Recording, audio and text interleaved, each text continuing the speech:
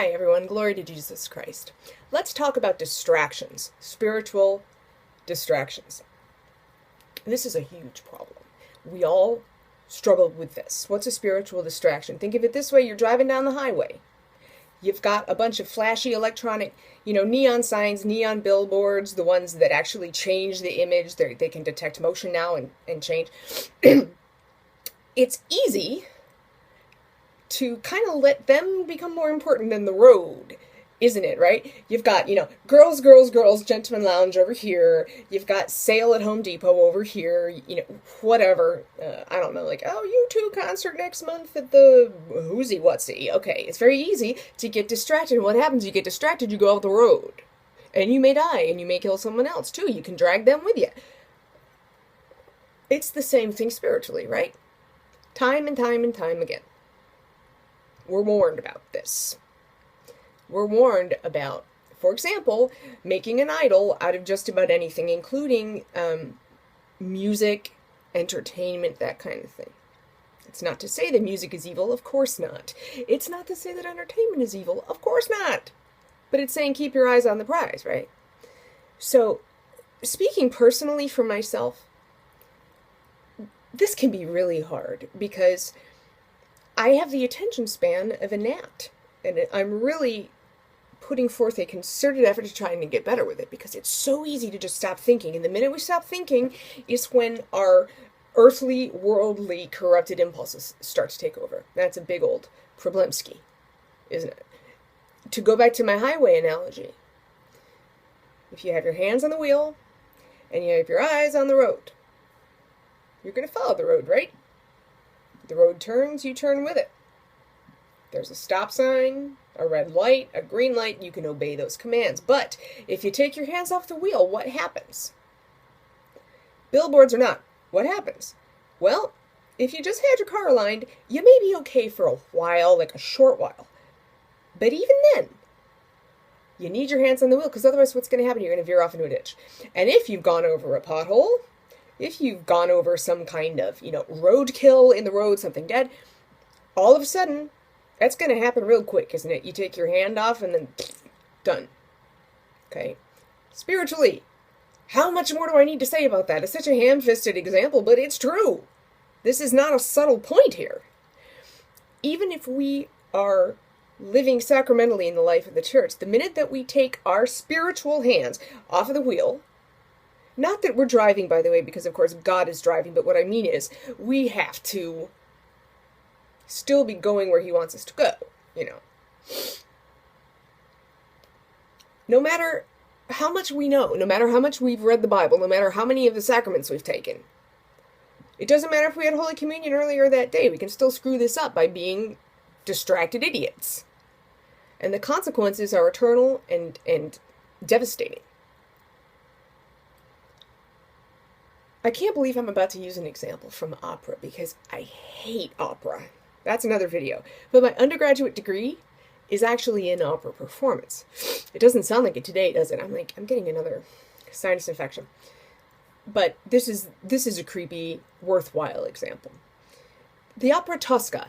It's a 19th century romantic opera by the Italian composer Giacomo Puccini.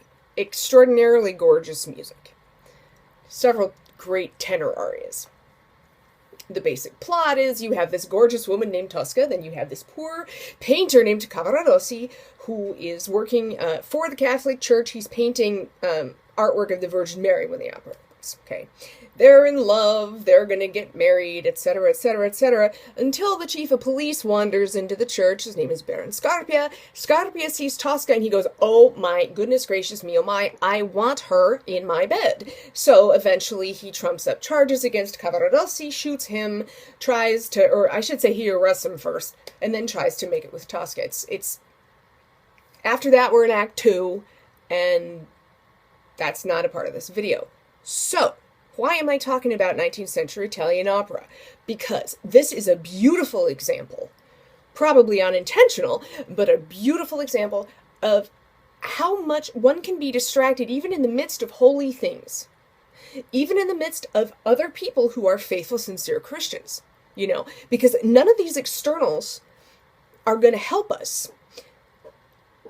if we're not here and here trying, if we're not putting forth that effort. Philippians 2:12, work out our own salvation with fear and trembling. Look it up.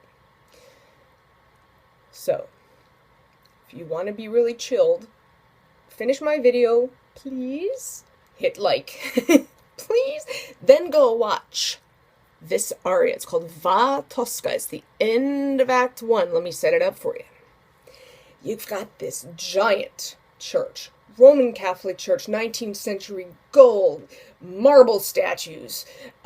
Thousands of people can fit in here. Spires up till the sky. Think about the most luxurious, sumptuously appointed, just absolutely monumental, palatial, vast church, where you've got thousands of people that will come every day for Mass, and then you also have the Cardinal, who is going to be celebrating Mass. So not the Pope, but like the one step below the Pope. Okay. So you would think in such an environment, right, that it would be almost impossible to have evil thoughts. I mean, how could you, right, unless you're blind, deaf, and dumb? But it happens. So we've got the people, the choir, the chorus.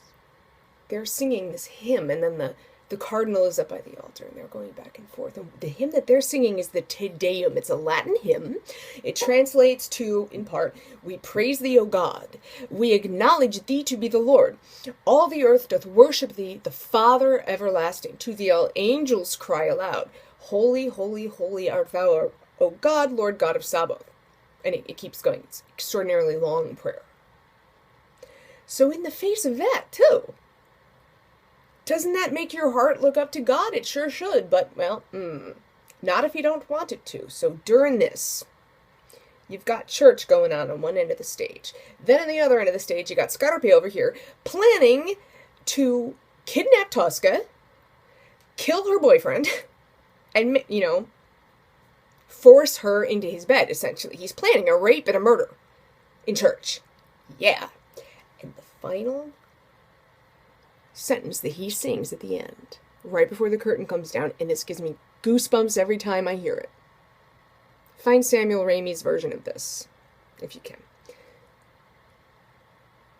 He sings, O Tosca, mi fai dimenticare Dio, which means, O Tosca, you make me forget God.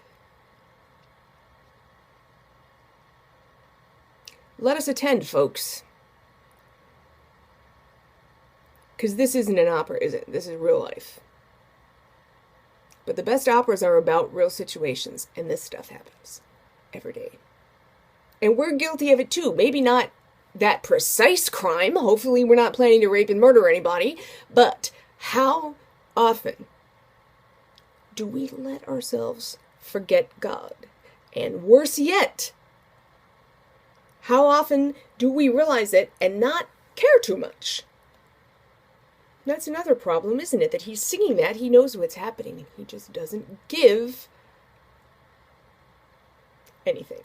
Doesn't give a rodential posterior. So we got to attend.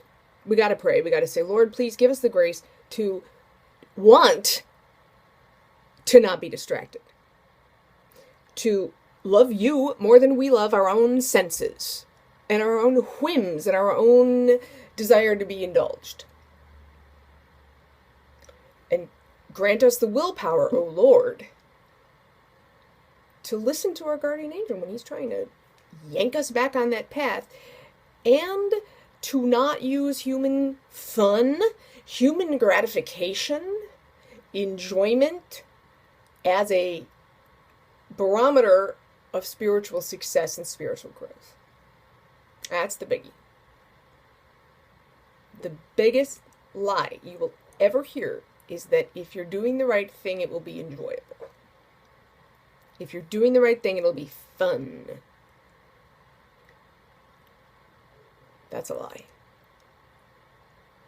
And y'all know who it's coming from, and it's not God. So, this is my little Lenten meditation for the day. Thank you so much for watching. Please click the like button. Hit the subscribe button wherever it is, over on this side or this side. I don't know. I'm all turned around. And please pray for me and share the videos, and I will definitely pray for you guys as well. I always do. And again, thank you very much for watching, and God bless you all, and I will see you in the next clip. So, good night for now.